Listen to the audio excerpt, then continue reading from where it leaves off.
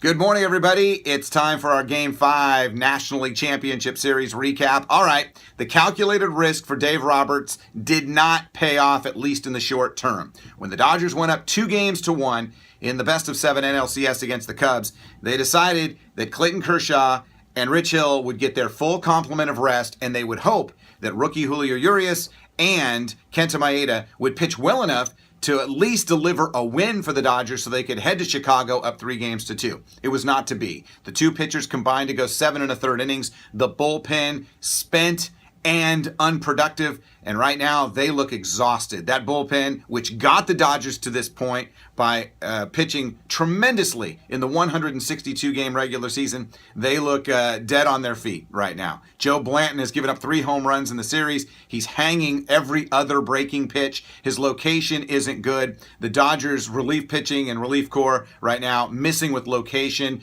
at least a couple times each at bat, aside from Kenley Jansen. So keep that in mind.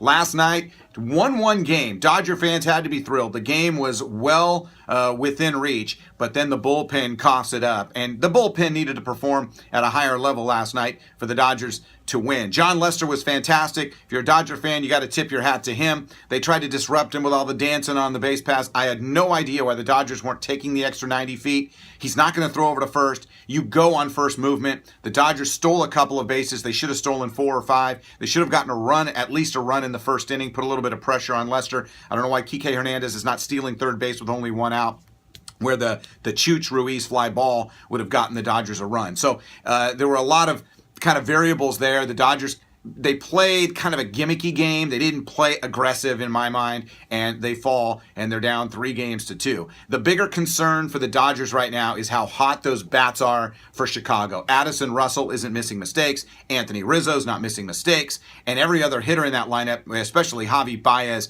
they're looking very comfortable up there. This is a far cry from where they were going into Game 2. Even though the Cubs scored 8 runs in that first game, Baez was struggling, Russell was struggling, Rizzo was struggling. They're hot now. So it's kind of a different lineup than Clayton Kershaw and Rich Hill faced when these two teams went at it in games 2 and 3. But for the Dodgers, this is their best chance. They got Kershaw on full day's rest. He's been here before.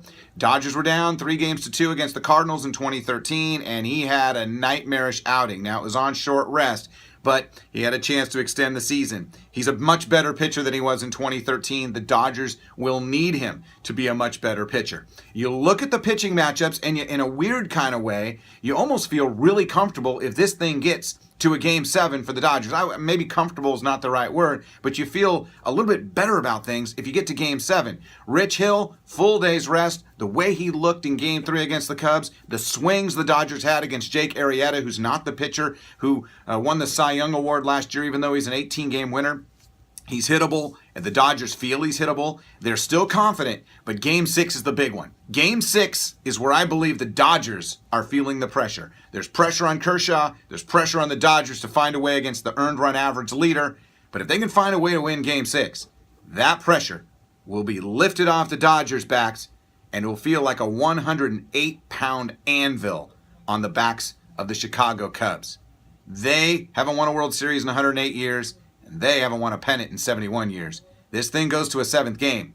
That's the team that's going to feel the pressure. Game 6, it's all the pressure on the Dodgers. Can they figure a way to score enough runs, have Kershaw pitch a gem, get that ball to Kenley Jansen, seal the deal, and set us up for a Sunday Game 7? So Dodgers, Cubs, they're going to 6. They're going back to Wrigley. Should be a lot of fun. Enjoy the game. Don't forget, subscribe to our Bitabaca channel here on YouTube. You can also follow us on Twitter at Bitobaca and Bitabaca.com.